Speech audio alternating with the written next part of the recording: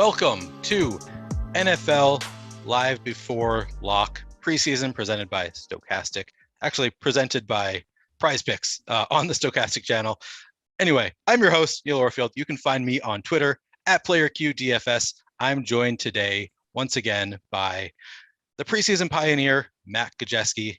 And as I said, today's show is sponsored by Prize Picks, which offers daily props-based contests. While you're coming in, please give us a like and subscribe so you can keep up with all of our shows, DFS offers, giveaways, and much more. Once you hit subscribe, hit that notification button to get alerts when our shows go live. Be sure to also check out today's free premium tools and data, which are MLB top stacks, but there's more. If you want to try out all of our tools for MLB DFS, you now can. We have set all of our tools and projections for night slates 100% free. So this is a great way to test out what we have to offer if you're on the fence about subscribing. We also have our special live before lock offer available with BetMGM to get up to a $1,000 risk-free bet with your first deposit. You don't have to deposit $1,000. You can do $50. You can do $20. They will match you. Just click the link in the video description below to claim your up to $1,000 risk-free bet now. Okay, Matt. We are slowly ramping up these slates from Showdown last week, 2-gamer yesterday. Now we have a 5-game FanDuel slate starting at 6 Eastern and a 4-game DraftKings slate starting at 7, which does not include the Falcons-Lions game. On yesterday's 2-game slate, you told me you were willing to play the maximum number of offensive players against your defense. Does that change at all for you on a 4 or 5-game slate? It doesn't change for me. It's essentially playing time rules all in these contests. It's more important than correlation. It's more important than player versus defensive matchups. So that's always what I'm looking at. If there's some sort of tiebreaker scenario where two players are projected for the same amount of playing time and I can use that matchup against the defense as maybe a tiebreaker, I think that's fine. But normally the main thing I'm looking at is playing time. Okay, so you're not too concerned about that correlation just because they run through so many rotations. You don't really have to worry about it as much as a regular NFL slate. Yeah, that's 100% true. I'd just like to clarify for chat. Sherman says I'm in my PJs. I guess I can see why he would say it. This does kind of look like a pajama top. It is just a regular button-down shirt. It's one of my nicer shirts. Thank you very much, Sherman. Also, we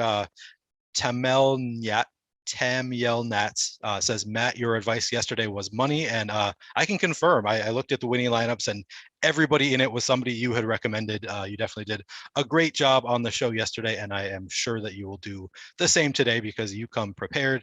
Any other talking points that you want to hit on before we go position by position here? I don't think so. I'm sure some will come up during the stream. We can mix in the strategy talk maybe as it comes forward. I'm sure we'll have some. All right. Sounds good. That works for me.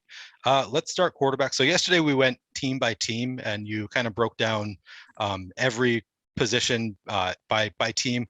Today, I think because we have to work with 4 and 5 games, I think that we will just go over kind of your favorites. I'll ask you to kind of give me who you like at each position. So let's start with quarterbacks. Who do you like? You can, give me your ranks if you want, or you can just talk about them more generally. Give me a list of some quarterbacks that you want to play today. For sure. I'll talk about a couple situations that are solid, I think. And then if anyone in chat is maybe curious about a specific player, feel free to ask it. But I think we need to start essentially every conversation today with Green Bay. This is kind of just a historical philosophy of Matt LaFleur and the Packers. They just don't play their starters in the preseason. And it's not just their elite starters too. This goes down even into some of the fringe starters on their roster. So for Green Bay today, you're not going to see players like Mercedes Lewis. Sammy Watkins is hurt, but you're not going to see players like Randall Cobb. You're not going to see second and third string running backs for this team, which really creates a void of opportunity that we can hone in on for DFS. Right away, Jordan Love and Danny Etling are the top 2 projected quarterbacks for me today. Jordan Love projects a little bit better. He's the longtime backup for that team, former first-round pick out of Utah State. He is mobile. Not to the Lamar Jackson degree, but he certainly has that scramble ability that we like for DFS, and he can pick up extra yards on the ground. And there's a chance he plays a little more than a half just because they are really evaluating him. Danny Etling has bounced around practice squads. He previously played with New England. He actually had a really long run in a former preseason life, but there's upside for Danny Etling to play a full half here. It's just the narrowest path to playing time. So I think Green Bay right away, those are probably your top 2 quarterbacks on the board. So your 2 favorite quarterbacks of everybody are both from Green Bay. It's not something you'll see during the regular season. They're the only team that has two guys that are going to play today. There are some, like maybe we'll walk into a situation with two others. Excuse me. Arizona also has two. We can talk about them next. They're my second favorite situation, but most of these other teams that are on the slate today have 3 or even 4 quarterbacks that are going to see the field. So just honing in on these teams that have 2 of them is going to be a big deal. And one of them is the Packers. One of them is Arizona. Okay. So the Packers at the top of your board are in Arizona. Are those 2 quarterbacks your third and fourth ranked? Or are they your second favorite? I guess it sounds like they're your second favorite team, but how would you rank the quarterbacks on this slate? So it's number 1, Jordan Love, number 2, Danny Etling, number 3, Trace McSorley, number 4, Jarrett Garantano. Those former 2 players are both with Arizona. So that's the other situation that has 2 players. And the projections just seem to come out that way because of team totals. So there's a higher over-under in the Packers game comparatively to the Arizona game. So you get a slightly better projection for the Green Bay guys just based on team total. But I think Arizona is right there too. And as far as upside goes, you might even get a little bit lower ownership on those guys. McSorley is somebody we should definitely be focusing on. He is a bona fide top 3 option because of his mobility. He played in previous preseasons with Baltimore behind Lamar Jackson. And again, we know that team only brings in backups if they're mobile, so they don't have to change their offense a ton. He got hurt and now he's no longer with the team. He's on Arizona, presumably to be, the mobile backup to Kyler Murray. And he's got the rushing upside. He has the upside to play at least a half year, if not more. Their 4th string, Jarrett Garantano. He played at 3 different colleges. He's a horrific player, and there's no way to sugarcoat this, but Garantano's getting cut. He's only going to be out there just to clean up whatever they're doing at the end of the game in the 4th quarter. So McSorley, he might even get more run than a half because Kyler Murray and Colt McCoy are both out of this game. All right, so that's funny that one of your 4th highest projected quarterback on the slate is somebody that you're also projecting to get cut. That's not something you'll see every day. Moving down the list, man. It must be. I see Desmond Ridder at number 5. That's kind of fun. You're expecting Desmond Ridder to get a little bit of run today? Yeah, we can dig into that Atlanta situation. They're a fun team to look at today. Essentially, once you get past Green Bay and Arizona, every single team has at least 3 signal callers. And Atlanta kind of has like 2.5.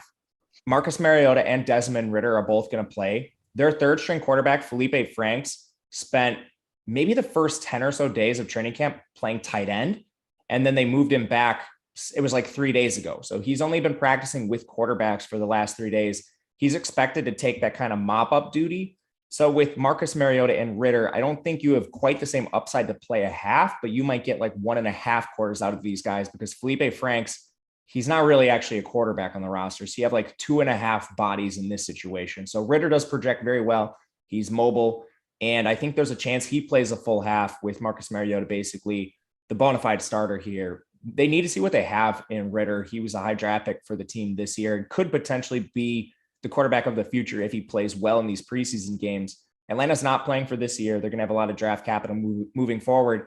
But if they can kind of do like what the Texans did last year and get their QB right, a la Davis Mills, they'd really like to see that. So Ridder's going to play. Okay. And as Josh Gillen points out in the chat, this is you cannot play Ridder on DraftKings. That is FanDuel only. The Falcons-Lions game is not included on DraftKings. So you can only play Desmond Ridder on FanDuel. But if you're playing the FanDuel slate, seems like a pretty good option. He's certainly a high upside quarterback. What about moving down the list? Any other quarterbacks that you are high on that you think have, possibility of kind of popping off here? I think you could look at Cincinnati's quarterbacks. These players project fairly well. It's another situation where you have 3 guys, but it might be a little closer to 2. Their 4th string quarterback, Burrow's not going to play. He's still dealing with the appendicitis fallout, but the 3rd string quarterback for this game is Drew Plitt. He's a UDFA out of Ball State. He might not even play in the game, according to what coaches are saying. So you could see Brandon Allen and Jake Browning handle a majority of the work here. And if Plitt does play, it's probably just for no more than a quarter. So those are the players, as far as main slate goes on DraftKings, that project right behind the Green Bay and the Arizona signal callers. From there, you get into just like pure dart throw territory. Joshua Dobbs for Cleveland, like Minshew and Reed Sinnett for Philadelphia. And that's because Hurts is only projected to play 2 series and Carson Strong's not projected to play much for that team. But essentially once you're past the top two teams, and I'll include Cincinnati as like a good GPP option, but outside of that, you're in pure dart throw land. Okay. So does that kind of cover everybody that's you're sort of interested in playing out of quarterbacks, or anything else that you want to say about quarterbacks here before we move on? I think with Philly, like Reed Sinnett is a guy that's been popping a lot. And some of the beat reporters have posited that he could challenge Gardner Minshew for the backup job. I think he gets a lot of run today, but that's another situation with 4 signal colors on the roster. It would be GPP only, but Sinnett's a guy I think you could potentially look at. Cleveland's real hard to figure out because of the Deshaun Watson stuff. He's playing in the game, but we don't know for how long. And Brissett's the bona fide backup. How long is he out there? They have Joshua Dobbs and Josh Rosen. Dobbs probably gets a fair amount of time, but again, this is pretty risky at this point. I'm mostly sticking to Green Bay, Arizona, Cincinnati, and playing a little bit of Reed Sinnett from Philadelphia. Okay. Good enough for me. All right, we will move on then to running backs. But first, guys, check out our preseason DFS projections, which Matt does. So you know they're good. We're giving them to you for only $5 for a limited time only. So grab them now. You can find the link to claim your $5 preseason projections in the description below, or use promo code TUA at checkout. That's TUA if you don't know how to spell TUA. Use that promo code to get our preseason projections for $5. Matt does a great job with them, so I think you'll find them useful.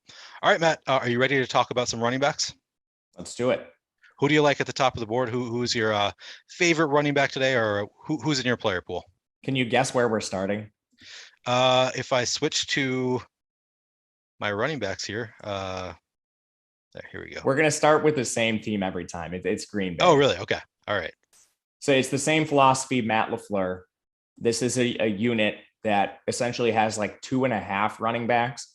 We'll call it that because they had to sign a player to their practice squad yesterday in Dexter Williams. Now, Dexter Williams is familiar with this offense. He was on the practice squad for the last few years. But the reason they're so thin is Aaron Jones and A.J. Dillon, they're not going to play. They're just starters. Matt LaFleur won't do it. Kylan Hill's hurt, and Patrick Taylor's been banged up, and he's actually going to be their third string back at the start of the year because Kylan Hill's probably going to be on PUP, so they need Patrick Taylor. That leaves UDFA Tyler Goodson. He's a first-year player out of Iowa. He's about 200 pounds. He catches the ball really well, so he's a solid play. He's probably going to get around a half, and he has the pass-catching upside. BJ Baylor's a little more of a banger. He's a UDFA out of Oregon State, but good athleticism with Baylor. Those are the two that are going to handle a majority of the opportunities. Dexter Williams is just going to get cut. They had to sign him in camp because they have too many players injured. Maybe he plays in the fourth quarter, but I wouldn't expect too much out of him. Goodson and Baylor are two guys you should definitely be playing in some of your lineups, and I'm not opposed to playing them together if that's the way it shakes out. Okay.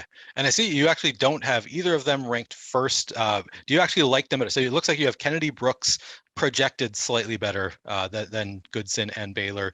Do you like the upside of Goodson and Baylor more, though?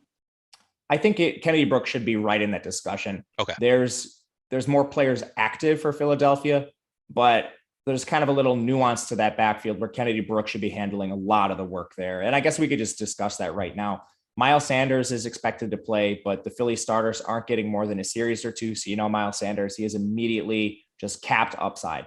They signed DeAndre Torrey yesterday, so he's not going to play much, if at all. It's kind of like the Dexter Williams role. That leaves just Jason Huntley and Kennedy Brooks. Now, these two backs have vastly different skill sets. Jason Huntley is a little tiny scat back. He's not making the roster over Gainwell. And Kennedy Brooks actually has a 3-down skill set. He's a big back. He was over 1,000 yards every year he played at Oklahoma. And I honestly thought he was going to get drafted. I was a little surprised he did not. But if he plays well in the preseason, he could be somebody you see taking the job over Boston Scott, who's another former UDFA. So it's like he's got to play well. He needs to make the most of his opportunities, but he'll be out there, if not just as much as the Packer guys, pretty close, which makes me feel pretty confident in him. Okay. So yeah, it looks like you've got your Packers guys bookended by the two Eagles guys that you just mentioned. They're your top 4, all from those two backfields. And then we move down a little bit, a 1.5 projection, which is kind of big on a slate like this where people don't project all that high. Then you move down to some San Francisco running backs. How do you feel about those guys? Do either of them have any major upside that you have interest in playing them? I think they do. And Kyle Shanahan has not been very clear about the starters this year. He talked about Lance specifically, and he said Lance will play in game 1 and game 3. Did not really say how much. So we could see anywhere from a series to a full quarter out of Lance. Does that mean Mitchell's sitting? Does that mean Jeff Wilson sitting? Again, Shanahan only said that some of the starters will play. We don't know who that is, which makes this very difficult to decipher. I'm presuming that Mitchell and Wilson both get a series. And then from there, we're projecting the rest of the backfield for the rest of the time. We know what JaMychal Hasty is. He's just going to be your pass catching back. From there, you have Trey Sermon, battling Tyrion Davis-Price for the last roster spot. I'm expecting both of them to get a lot of run tonight, which is why they're essentially like back-to-back in projection. Tyrion Davis-Price projects slightly better. I think you'll just get a better look at him because he's the rookie, the new toy, third-round pick out of LSU. He's essentially like your Jeff Wilson clone. He's not going to catch a lot of passes. He's a big banging back, breaks a lot of tackles, but he ran a 4.8 40-yard dash for his size, which was 221 pounds. So I like him quite a bit here. If you're trying to just take a pure GPP approach, I think this backfield should be ranked slightly behind the two we just talked about. Okay. So am I understanding you correctly that you're expecting the Niners to cut one of Trey Sermon or Tyrion Davis-Price? Yes. Interesting. Unless so here's the roster predicament. They're keeping Elijah Mitchell. They're keeping Jeff Wilson. You're keeping one of Trey Sermon or Tyrion Davis-Price. Those are kind of both bangers. Let me say this. They're going to cut one of these three: JaMychal Hasty, Trey Sermon, or Davis-Price. And JaMychal Hasty made the roster over Trey Sermon last year. Now, the camp reports out of San Francisco are glowing for Sermon. I don't know what happened year 1 to year 2. And JaMychal Hasty is a former UDFA out of Baylor. But I think one of these guys has to show pass catching upside. Otherwise, they're going to get parked on the practice squad. And I think Sermon's probably more likely to be there after he was there last year. It's crazy how quickly players fall season to season, especially running backs. Trey Sermon was like a dead zone running back in best ball last year, going around like, I want to say like pick 60. And then he just barely played and was never relevant at all. And now he's on the verge of getting cut. Now Tyrion Davis-Price seems to be picking up some steam as a rookie. People are drafting him like he might be somebody in play. Just interesting to kind of see how this breaks down. All right, we got a question from super chat from Doug Burdick asking the Atlanta Detroit showdown question: is Desmond Ridder, I think he means, the only QB you would play in small field? He also says keep up the great work back. So would you play anybody other than Desmond Ridder for the Falcons? Probably not. I think you could get to Tim Boyle. When you say small field, though, it makes me think you can get pretty unique elsewhere. He has easy projectable playing time. I'm just not sure you need to take on the risk when not enough people are going to play defense. Not enough people are going to play the kickers. Not enough people are even going to play the running backs in those offenses. I think there are some you can hone in on for Atlanta specifically. So to me, that wouldn't be the spot where I try to get cute. I would just play Ridder, probably leave Detroit alone. There's going to be 3 guys out there, and there's not a lot of news for them on how much they're going to play Goff, but it looks like, according to Dan Campbell, they're going to get a full quarter, which kind of muddies the waters for all 3 of those guys. All right. It's not enough that you want to play Goff, but it's enough that you don't want to play the other guys either, essentially. Yes, that's exactly it. All right. That makes sense to me. We got some other questions.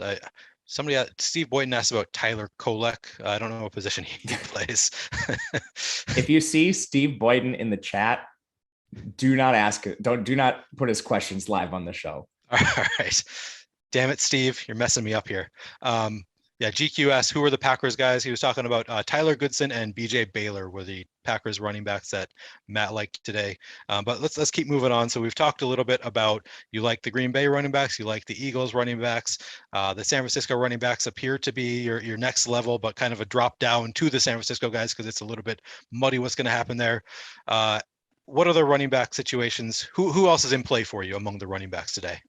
All right, there's a few I think you can basically take a little stroll down narrative street. These are going to be more crowded backfields, but they're essentially like younger guys vying for roster spots, guys with pass catching upside that, if they get 2 or 3 targets, they could find themselves in the same territory opportunity wise as some of the players at the top. I'll start with Cleveland. You have a pair of players here, Demetric Felton and Jerome Ford. Unless Kareem Hunt gets traded tomorrow, these guys are battling for a roster spot. Demetric Felton, he played wide receiver and running back in college at UCLA, and there's a chance, honestly, that they move him back to receiver because of some of the injuries they have in their wide receiver core with Cleveland. But he's a great pass catching back. When he's out there, he's going to be targeted.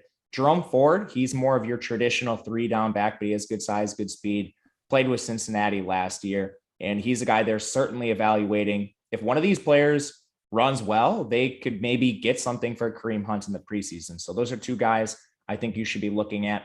For Arizona, you have a somewhat condensed situation.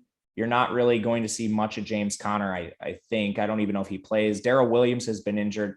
Eno Benjamin seems to have locked up that number 2 job. So really, you just have 4 guys touching the ball. Jonathan Ward's been with the program for a while. Keontae Ingram is a rookie out of USC with good size. He's a former Texas transfer. He's a player that could actually make the roster if some of these injuries shake his way. So I think you'll see Keontae Ingram a good amount. He can catch the ball. Lamichael Pirine and Zonovan Knight for New York. Those should be the main ball carriers there. Outside of that, I don't think I'm getting to too many of these players. Okay. Cody McKelveen says in chat that Felton is probably a lock for kick/punt returner with the Jakeem Grant injury. First of all, do you believe that's true? Is Felton the likely returner? Do you have an opinion on that? Yeah, in that situation, I think he probably just gets moved to wide receiver. But to his point, Jakeem Grant did just go down with a season-ending injury. Okay. And that brings up another question for me. So in a preseason slate, so on a regular slate, there is, I guess, some validity to trying to correlate kick returners, punt returners with your DST, because if they score a touchdown, they both score a touchdown. You can double dip there. That has kind of gone out of vogue because it doesn't happen all that often. But is that something that is worth considering in preseason at all? I don't usually think about that. Okay, it's not a correlation that matters to you in preseason. It just I thought is maybe so the play hard to is predict. sloppy enough. Yeah. Okay. I figure with low scores and if the play is sloppy, maybe there are more kick return touchdowns, and that would be worth a little bit more. But yeah, it's not something that I consider on regular slates either. Sometimes for showdown, maybe a little bit, but yeah, not a huge consideration for me. Does that add any value to you for Felton? Just generally, do you think you're any more likely to play him if he is returning kicks? Maybe just a little bit, but not too much. Just like a tiny, yeah. Okay. Yeah. All right. Anything else that you want to touch on here on running backs? I think we hit everyone that, I'm considering mostly. If you have a player you want to hear about, let me know. Again, we didn't talk Detroit really. That's a showdown slate on DraftKings. My favorite back there is Jamar Jefferson. We don't have to really get into the details, but just want to highlight him. Detroit's a little more narrow at running back. If you're looking to the Atlanta side, it would be Avery Williams, who's actually a corner. He's getting converted to like the pass catching specialist for that team. And the reports are positive he might actually make the team. Okay. I'm scrolling up, just trying to see if there's anybody that jumps out to me as a running back question here. Guys, if you do have questions specifically that you want me to ask Matt, if you just send me at Neil Orfield in chat, I'm more likely to see it because it goes by pretty quickly, and sometimes I miss a lot of what goes on in chat. But if you at me, I am more likely to ask your question. I'll do my best to ask the questions as they come. All right, so we're good with running backs. We can move on then to wide receivers. Let's do it. All right, but before we do that, let me tell you about our sponsor, PrizePicks. PrizePicks offers daily prop-based contests. Use the promo code AWESEMO, that's AWESEMO, for a $100 first match deposit bonus. There are no sharks, no optimizers, or mass entries at PrizePicks. You can enter 5-player lineups to net up to 10x your entry fee. Use your knowledge of multiple sports with cross-sports entries. That's fun that you can parlay your knowledge of multiple sports. A lot of fun there. Click the link in the video description below to head to prizepicks.com or download the PrizePicks app in the App Store or on Google Play. All right, moving on to wide receivers. Let's just start from the top. Who are your favorite wide receiver plays here? All right, we got to go back to Green Bay. We got to keep predictable. Yeah. I promise you guys, I am not just a Wisconsin homer. I actually cheer for the Chicago Bears. But Green Bay only has 6 active wide receivers tonight, which is the fewest of any team. So we immediately have to talk about them. And I promise they won't be the narrowest position for tight end. But right now, we're not going to see Allen Lazard, Randall Cobb, Christian Watson, Sammy Watkins, or Malik Taylor. So we immediately have just 6 active receivers for this team. And I think there's a couple we should particularly be paying interest in. One is Amari Rodgers. He's a former 3rd-round draft pick of the 2021 draft class, came out of Clemson. He was drafted to kind of be the Randall Cobb replacement, and he hasn't played well enough to do so. So he should be out there on the field for a lot of snaps. Romeo Dubes, I honestly think he might have played well enough where maybe they take him off the field early because they're so injured at receiver. And Watson, he doesn't appear to be ready to play anytime soon. So I think Dubes might have actually carved out a large enough role where we might not want to use him, especially where he's going to come in at high ownership because everybody knows him. Okay, From so there, you think, okay, they he don't projects need really to see well. what he does. Yeah. He projects really well. I think you can use him, but I also think he's probably the highest owned receiver on the slate. And they also have other receivers that are going to play just as much. A couple other names. Samori Torrey was a 7th round pick out of Nebraska. He's going to see the field a ton. Juwan Winfrey, he formerly played with Denver. Now he's been a receiver with Green Bay. Just lack of competition. He's going to play a lot. Then Danny Davis. He's a UDFA out of Wisconsin. Nothing really flashy to his game, but he's going to be on the field a lot. So you'll notice if you're looking at the projections, most of these Green Bay receivers are in the top 8 options, and you should be mixing and matching them as much as you can. So we, as far as I can tell, I don't think we do ownership projections for preseason. Is that correct? That is correct. Okay. So, but you think, just based on your perception, somebody says he thinks that Dubs is going to be way over owned tonight. Slim Brody says in the chat. Do you agree with that? Do you think that people like kind of he's the guy who's getting the hype in best ball and in general on Twitter, he's getting the hype. Do you think that Dubs will go over owned? You expect him to be the highest owned wide receiver of this group on Green Bay? I do think so, but this is tough. Like we don't have accurate ownership projections. Yeah. This is my intuition. I also think he's just flat out the most talented player on the field tonight for this game. We're going to see at receiver unless like Debo plays a little bit, which we're not expecting. So, like maybe he comes off the field a little earlier, maybe in the short amount of time he's out there, he's just that good. I'm definitely going to be playing some, but I'm going to try to really hone in on Samori Torrey, Amari Rodgers, and Winfrey, play a little more of them comparatively to Dubes. Okay, yeah, that makes sense to me. So if he does get the playing time, you think that maybe the ownership will be worth it. The projection will be the highest because he's the best receiver, but you're not sure that he does just because he's more of a sure thing. They're not really considering cutting him. Yes, and I see Josh in the chat asked if Malik Taylor's confirmed out. We don't have that news right now. All I can tell you is that he did not practice in their most recent practice sequence. So when that happens, generally they don't play these guys, especially with such a fearful coach in LaFleur. He never plays his injured guys. So right now I'm operating under that assumption, but as you should for every single preseason game, check the beat reporters, make sure you know who's out for sure. But right now I'm anticipating Taylor not playing. Makes sense to go to Detroit next because we got a super chat and I see some Detroit receivers up there in your projections. So Gabriel asked, Matt, do you know if Trinity Benson of Detroit is active? He has been out of practice lately. If he does not play, Detroit wide receiver core is thin. Do you expect Trinity Benson to play? He's a guy I'm actually waiting for the straight up Twitter beat reporter announcements, because he was out of their second most recent practice, and then his name was not mentioned in their most recent practice. So you've seen people around the industry speculating that he'll be out tonight. I don't know for sure. Right now, I have him projected for a limited role, so you shouldn't be getting you shouldn't be actually getting any Trinity Benson if you're using Fantasy Cruncher. But if he is out for sure, you can just know in the back end, our projections would jump a little bit for some of these receivers, and specifically on Detroit. Khalil Pimpleton's a guy that projects really well. He actually is vying to make a roster spot here. He's sort of this little slot receiver / kick returner out of Central Michigan. So kind of a hometown kid for them. But the beat reporters are speculating that he's going to get a lot of run.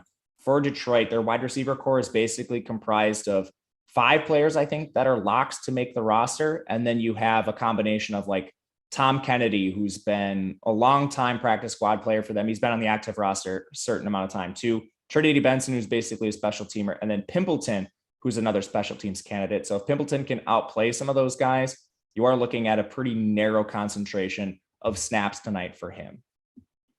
And I see Josh Reynolds. I don't know if you mentioned it, but Josh Reynolds is kind of up there in your projections today. So you are expecting Josh Reynolds to get a little bit of run? Yeah. They say that this is Dan Campbell. Dan Campbell speaking. The starters are going to get a quarter. So when I'm looking at this roster, Amon-Ra St. Brown and DJ Chark are surefire starters. I think they're out of there at the quarter. I think Josh Reynolds, Khalif Raymond, those should be the wide receivers 3 and 4 in no particular order. I think they rotate that wide receiver 3 job when Jameson Williams is injured. They're probably going to get a little more than a quarter. So they project fairly well, a little bit behind Pimpleton. but I don't think Reynolds and Khalif Raymond leave the field immediately once the quarter ends. Okay. Yeah. So I see of the Detroit receivers, you like Pimpleton the best, it looks like, and then followed by Reynolds, Tom Kennedy, Khalif Raymond, all very, very similar in projections here for you. Yep. Okay. All right. Moving on from Detroit. We talked about Detroit. We talked about Green Bay. I see Greg Dortch projecting well for you from Arizona, and Andre Bukelia coming up shortly, not far after him. And then Andy Isabella. Wow, that's a familiar name. How do you feel about the Arizona wide receiving core in general? Are you going to be playing these guys? Yeah, love Arizona. So Green Bay has 6 active receivers.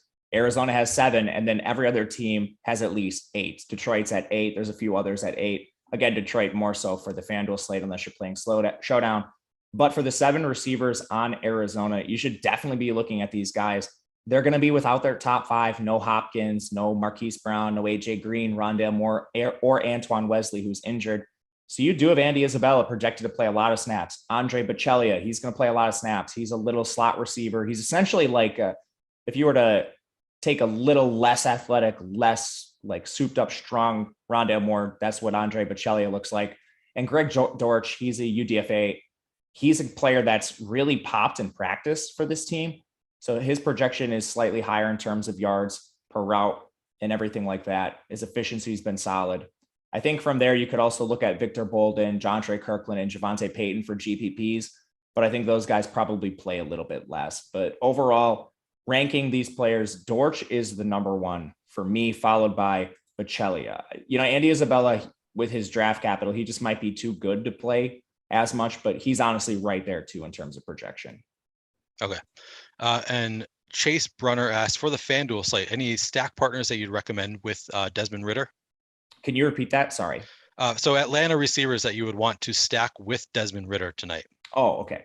So Atlanta has essentially like the most healthy receivers you could possibly have at 11, which is pretty brutal. So right now I'm trying to dig into this a little bit.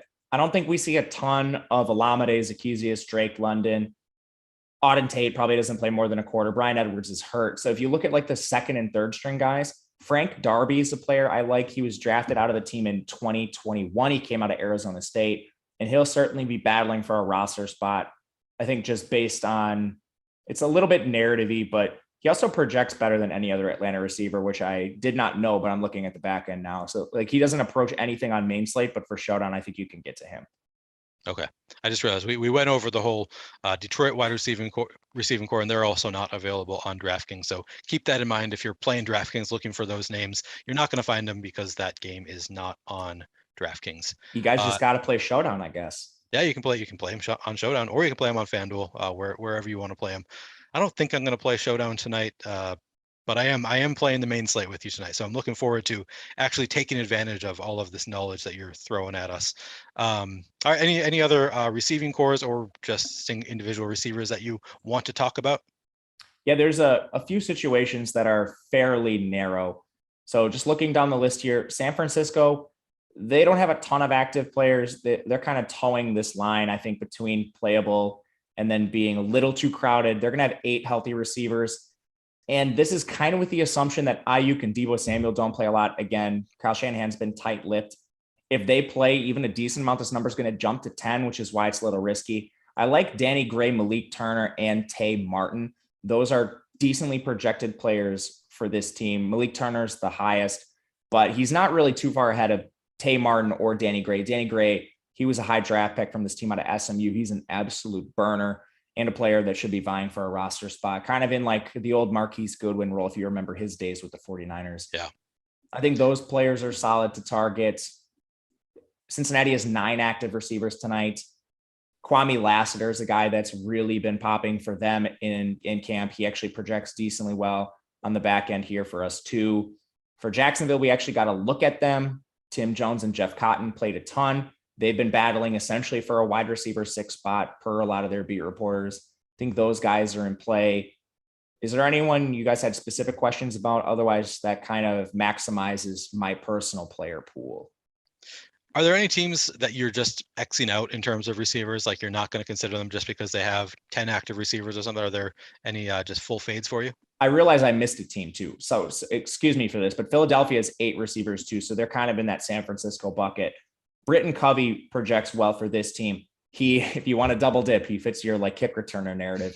Nice. He's kind of like a Julian Edelman type player. He came out of Utah. He's not the most athletic, but he's going to be a little slot receiver for this team. He should play a lot tonight.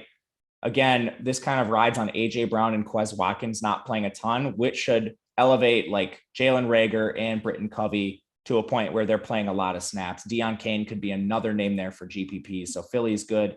As far as teams I'm not really targeting, for New York, the Jets, that is, you have 11 healthy receivers, not getting there.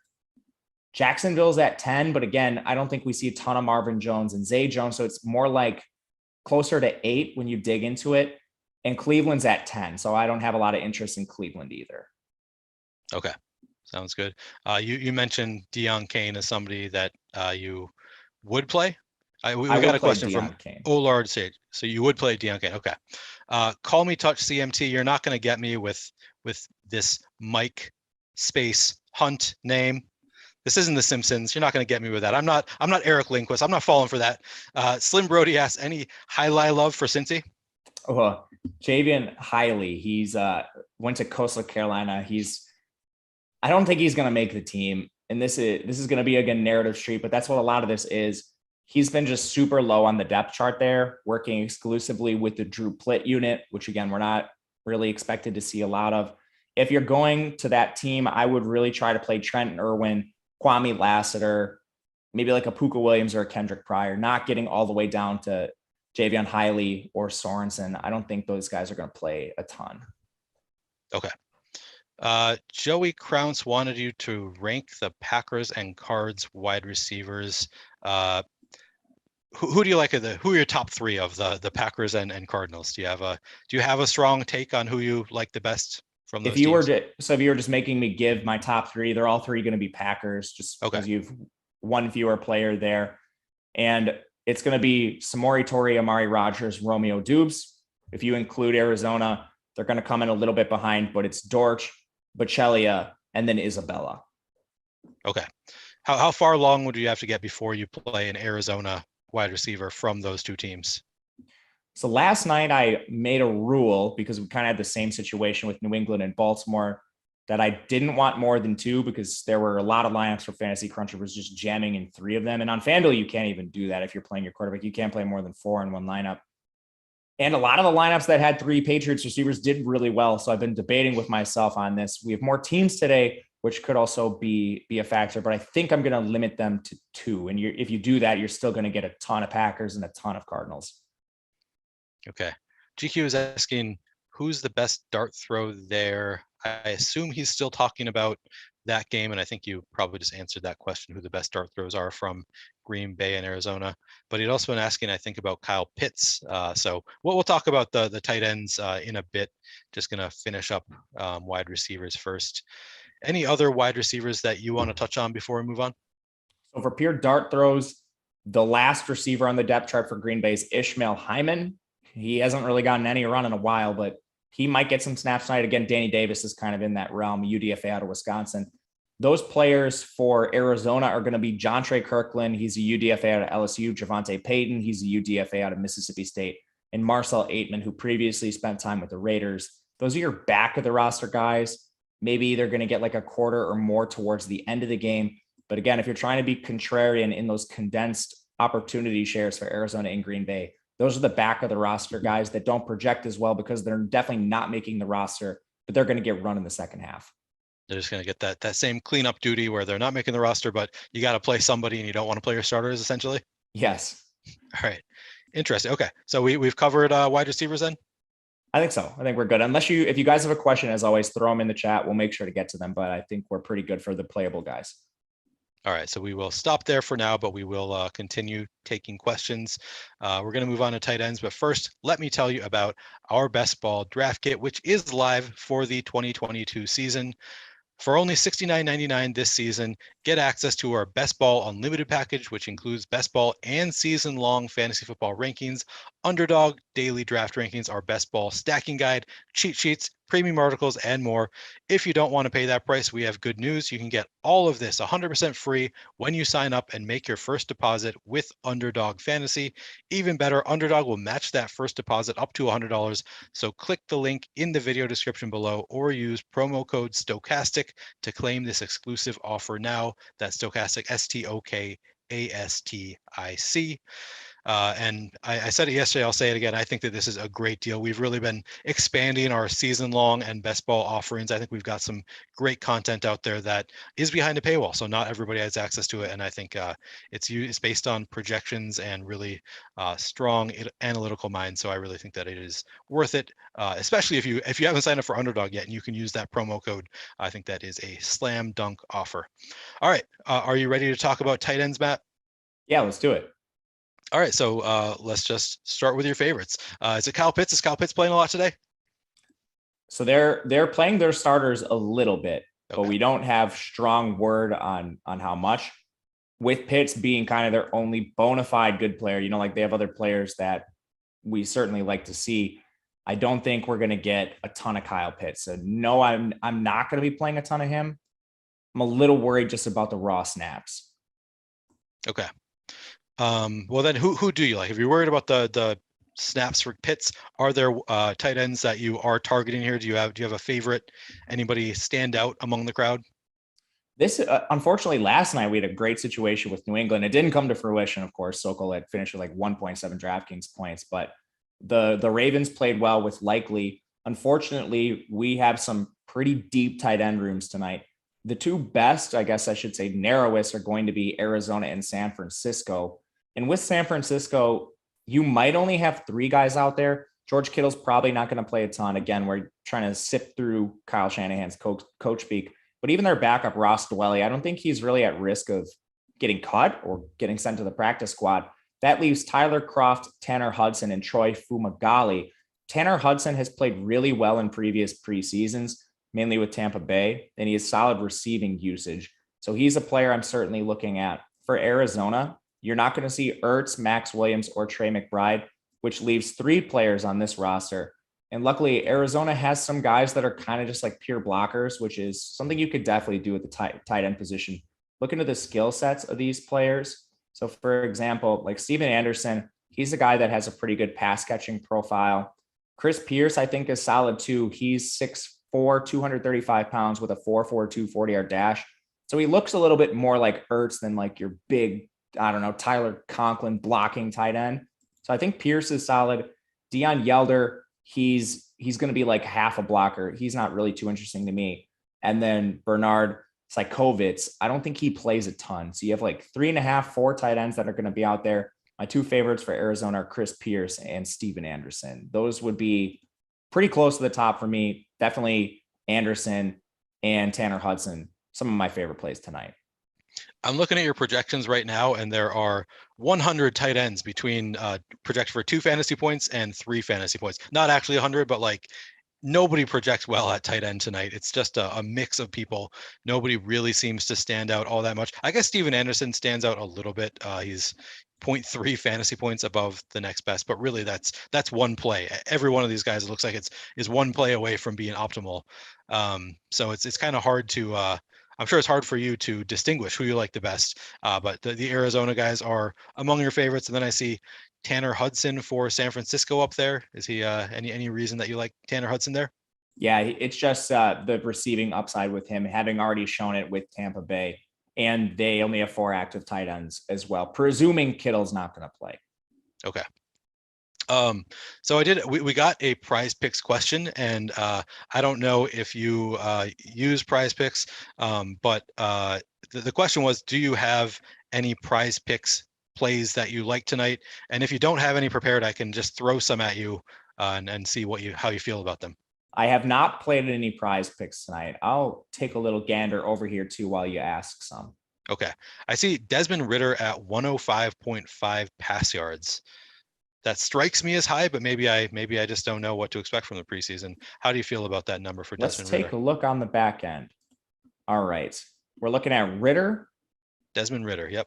He's right around there. That's a pretty good number. That is a good number. Okay. Rush yards. Let's see. Is DeAndre Swift? I forget. Are they going to be playing their starters for a full quarter? Allegedly. But again, when they say starters, I'm presuming they're viewing DeAndre Swift and Jamal Williams as co-starters. So for that one quarter, I don't think it's Swift quarter one, Jamal Williams quarter two. I think they're like, we need both these guys. We're going to play them both. I think they get a quarter between the two of them. Interesting. So we've got both DeAndre Swift and Jamal Williams at 16.5 rush yards. If they're only playing one quarter, I think I would lean towards the under on Jamal Williams 16.5. Do you see it differently? I haven't projected right around there again. These are pretty sharp lines. Yeah, nothing's really standing out to me as obvious. Dearness Johnson, we didn't really talk about him, talking about that Cleveland backfield. Are you expecting Dearness Johnson to get much run tonight? It's at 25.5 is the line there. Another pretty good line. He's a player I think could get pulled early in games, though, just a wide range of outcomes, because he's third on the depth chart, but I don't think he's at any risk of losing his job. I think if like a Felton has a path via like kick returning and being a receiver, but if like Ford's going to make this roster, I think Cleveland just straight up keeps four backs. So I think that if I'm going under on one, he's one I think you could certainly look at. Okay. You said Eno Benjamin, you think, has locked up that number 2 role for Arizona. Do you think he's playing tonight? Do you think he's playing much at all? He's got a 20.5 rush yards line. I think he's playing a little bit, and that's just based on what beat reporters are saying. I haven't projected at 16 rushing yards. That's a pretty fair one towards the under. Okay. All right. Yeah, we're not finding many that are like very clear overs or unders. I think some of the QBs might be interesting. Okay. Especially because like, I'm just thinking Jalen Hurts and Trey Lance. These are players that have very good dual threat ability, but they don't run as much in the preseason. Like especially Jalen Hurts, 8.5 rushing yards. I don't think he takes off too often. And when he does, he's probably sliding immediately.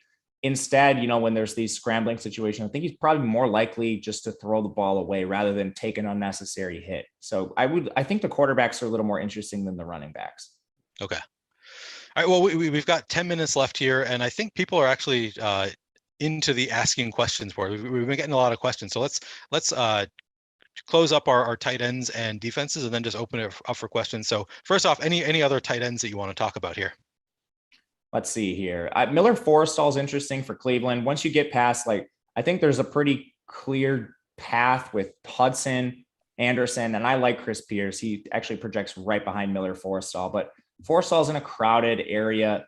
David Njoku, Harrison Bryant, they're both going to play, but I don't think a ton. From there, you have Nakia Griffin-Stewart, Zaire Mitchell-Payton, and Marco Santos Silva rounding out the 6 tight ends for Cleveland. But Marco Santos Silva played basketball in college for Texas Tech. He's not making the roster. I don't think Nakia Griffin-Stewart and Zaire Mitchell-Payton are either. So Miller Forrestall, who's a decent draft pick for them, should get decent run. I think you could look to him. For Atlanta, John Rain is one of those tight ends. Again, we're talking the showdown at this point, but he projects fairly well. And that's because of his profile. He's 6'2", 230 pounds, and he's not going to be asked to block a ton. He's going to be more your receiving threat at tight end. He went to Northwestern. DeGuara projects okay for Green Bay. Unfortunately, we can't just look to Green Bay for the tight end position. They actually have 5 healthy tight ends. Some of them are receivers, some of them are not. DeGuara is kind of a hybrid in between.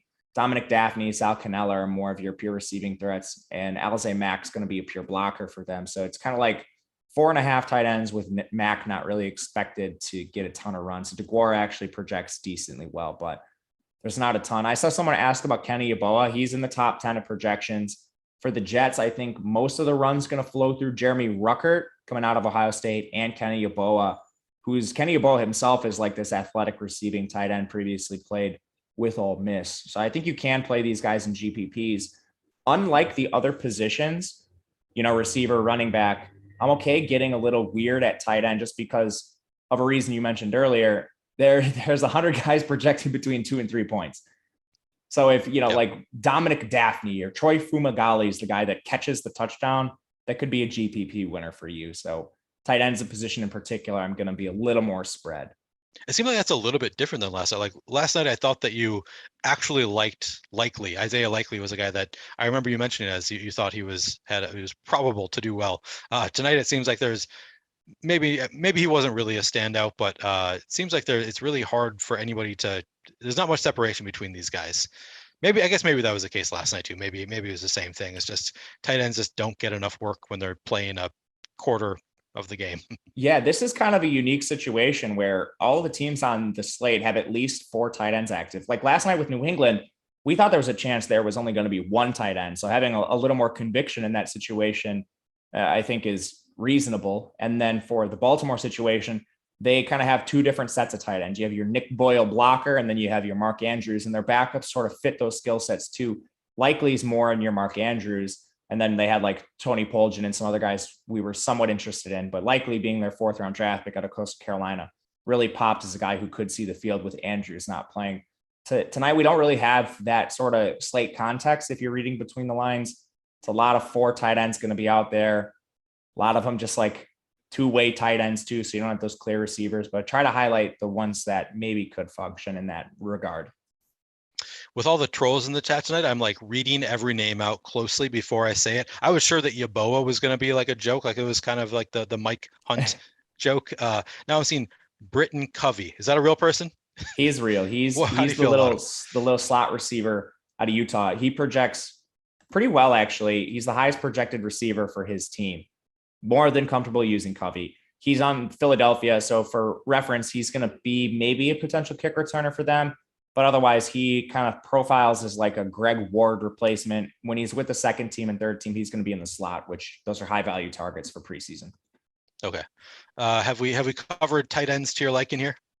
I think so. Again, I'm comfortable throwing darts. So if you have a question about a specific guy, let me know. But I'm planning on being a little more spread at the position tonight. So I guess somebody asked about Pitts earlier. He's in the showdown, but like Kyle Pitts, if he plays a quarter, that's optimistic in my opinion. But we know he's the bona fide best receiving tight end, like pure receiver, maybe in the NFL. So 1 or 2 targets could be enough from him if they're high value in that situation. So I think Pitts is viable. He just is not near the top because he's not going to play as much as some of the other guys. Okay. Sounds good. So we've pretty well covered tight ends. Now defenses last night, so it was a 2-game slate. You just spread it out evenly, 25% for each team. Are you doing the same thing tonight with the 10 teams on the slate? You just playing everybody 10%, or are you getting a little bit different here? No, it's going to be something very similar to that. Like Okay. they're looking at the projections, including the showdown slate. They're all between 8.3 points and 9.4 points. Again, the little differences are based on essentially Vegas spread and team totals. Okay. All right. Well, that's easy enough for defenses, and then we can just stick to all these questions because we are getting kind of a fair number of questions. Anthony Masili asks about Anthony Firkser. Any interest there? Yeah, I think he's fine. Firkser, he fits that profile of a guy you'd like because he's a receiver. Unfortunately, that's just a crowded room for tight ends. So Firkser, he's back with his previous coach, if I'm not mistaken, on Atlanta. The only question I have here is how much does he play? Because I think he's probably just the flat out tight end 2 for this team. Yep. Seems likely. I like Firkser. Just how much does he play? It's kind of the same Kyle Pitts question. Okay. Joey Crounce asked top defense for single entry. Do you have an opinion there? Not really. All right. Play single entry tournament. So to be honest with you, looking at the projection, Cincinnati's number 1, Green Bay's number 2, 49ers number 3. I'm probably just playing like Philly at 4 or Cleveland at 5, just because they're not going to be as heavily owned. Okay. Jordan Burkhardt asked, should we be playing both defenses in showdown? Yes. Okay. It's not owned as much as it should be. All right. Carlos Manso wants to know about Schwartz. I don't know who he means by that, but he says, did you cover Schwartz already? Is Anthony Schwartz playing? We did not talk about Schwartz. He plays for Cleveland. Cleveland has 10 active receivers. I think if there's anybody on this team that's going to take Demetric Felton off the board for kick returns, it's Schwartz, who's this little slot type receiver, 2nd-year player out of Auburn, blazing fast speed. He'll be out there. He's a player that missed most of his rookie year due to injury. He's actually been banged up a little bit in camp, but he needs to play if he's going to make the roster. So I was going to say, I thought he was hurt because I had been drafting him a lot in best ball. He seemed to be rising in the ranks, and then I thought he got hurt enough that I kind of stopped. But he has since returned to practice. Okay, that is good to hear. All right, well, we got to get Tyler out of here because he has an MLB show coming up next. But before we do that, Matt, any last thoughts? You guys are absolutely nuts for watching these preseason streams, but I'm really happy you're here. Thank you guys for being here and allowing Neil and I to do this. I love preseason DFS, and you've given me an avenue to talk about it. So I appreciate you all very much. Thank you again for being here. I'm really looking forward to playing tonight as well. Guys, on your way out, please remember to give us a like and subscribe so you can keep up with all of our shows, DFS offers, giveaways, and much more. Once you subscribe, hit that notification button to get alerts when our shows go live. We've got MLB, Deeper Dive, and Live Before Lock coming up, so stick around. Thanks a lot for listening. This was a lot of fun. Good luck tonight.